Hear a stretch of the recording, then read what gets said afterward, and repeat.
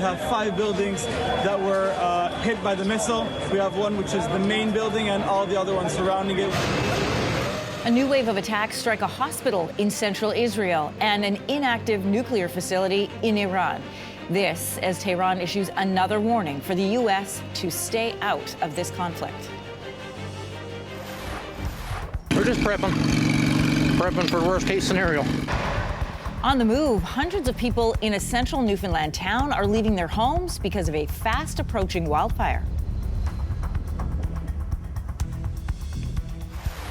Trying to find something real in all the noise.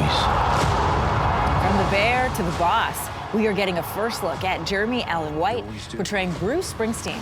Stay with us, Canada. Your morning starts right now.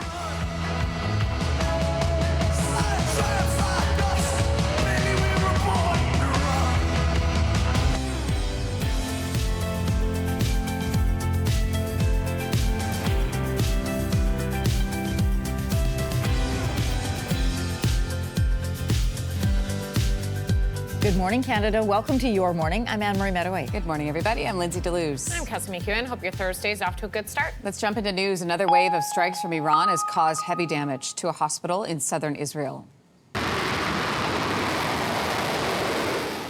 Iran claims the target of this strike was a military site near the Soroka hospital. A hospital spokesperson says 5 buildings were hit. Some patients were injured. There were also reports of strikes in Tel Aviv and other locations in Israel. At least 65 people are said to be hurt across the country. Meanwhile, Israel launched more strikes on Iran's nuclear program. One of the targets was the inactive Arock heavy water reactor. And this is all happening as the U.S. continues to weigh its options. I may do it, I may not do it. I mean, nobody knows what I'm going to do. The next week is going to be very big, maybe less than a week. U.S. President Donald Trump has reportedly approved an attack plan for Iran, but he's said to be holding off for now as he calls for Iran's, quote, unconditional surrender. U.S. lawmakers are demanding President Trump seek approval from Congress before taking military action. A massive 4-day search is now over for a missing 3-year-old girl from Montreal because they found her, and she is alive. CTV's Denise Roberts reports. 3-year-old Claire Bell was found alone, but alive. She was speaking with the police officer. She was alive. We provided some first aid in water and food for now, and she's been taken care of by the paramedics. So the priority is just to make sure she is okay. On the 4th day of a massive search combining several police forces, investigators received a big lead that led them to a farm in St. Albert, Ontario, more than an hour from where Claire was reported missing. A woman told them she had seen the toddler on the afternoon she went missing. Ontario Provincial Police drones then combed the area along the 417, where they found the girl. As you can imagine, this search has weighed heavily on everyone, including members of the public who became deeply invested in the fate of this young child. This was a search where we knew, especially given her age, that every hour mattered. Now there are questions about what happened to her, including how a 3-year-old girl could survive 4 days in this rough terrain. Claire's discovery came just minutes after her mother, Rachel Ella Todd, appeared in court facing a charge of child abandonment. Her bail hearing has been delayed and she could face additional charges. You try that again? A TikTok video recorded the day the toddler went missing shows an agitated Todd who had quit her job with a hospitality group on June 6th. Her father sent out a message tonight on Instagram, thanking those who helped in the search.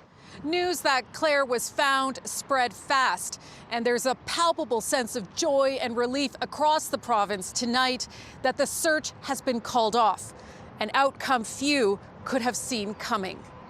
Denise Roberts, CTV News. All right. Well, people in Badger, Newfoundland are on the move because of a fast approaching wildfire. But now my nerves are really on edge. 700 people have been ordered out of their homes. Premier John Hogan issued the evacuation order yesterday afternoon. Officials say they believe the fire started because of a lightning strike. It is estimated to be around 500 to 600 hectares in size right now. The premier has told people head to Grand Falls, Windsor, which is about 30 kilometers from Badger. A province-wide fire ban also in place right now. A jury in Nova Scotia found Adam Drake guilty of murder in the death of Pat Stay. Stay's partner says the trial was the longest 5 weeks of her life. Overwhelmingly shocked because I was going in there with a little bit of doubt just to keep my heart safe. So I was happy to hear the verdict for sure. It took the jury less than 12 hours to reach a guilty verdict for second-degree murder. After the verdict came down, Drake looked at Stay's family and said, quote, "Sorry, you guys, but they got it wrong." Pat Stay was fatally stabbed in 2022 at the Yacht Club Social in Halifax.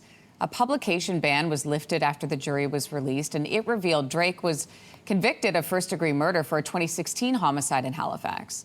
The jury never heard about that prior conviction.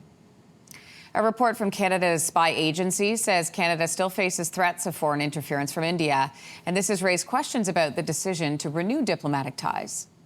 Until there's accountability and a commitment to actually work with Canadian law enforcement with these ongoing investigations and not to do it anymore, I think any dialogue is premature. The reports from CSIS list India along with Russia, China, and Iran as sources of foreign interference. And this report came out just a day after Ottawa and India announced a move to restore top diplomats in both countries. The report also calls links between India's government and the murder of Sikh activist Hardeep Singh Nijjar a clear intent to target individuals in North America. Ottawa's public safety minister says difficult conversations with India's government will continue. A SpaceX rocket exploded into a massive fireball during a test flight. There it is. This happened last night at the testing center in Texas. No one was hurt. SpaceX says the Starship flight test flight experienced a, quote, major anomaly. The company said there are no hazards to communities that are nearby. However, they've asked people not to go to the area or approach it. The Starship rocket was preparing for its 10th flight test. The cause of this explosion, we don't know at this point. It's early. Fans of The Boss are dancing in the dark after watching this. Never owned a new car before. It's awfully fitting for a handsome devil rock star.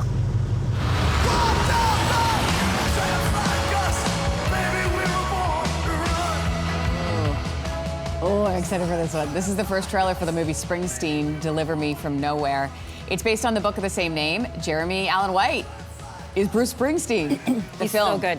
Yeah, look at him. Whoa, looks like him. The film will chronicle the making of Springsteen's 1982 Nebraska album. It hits theaters October 24th.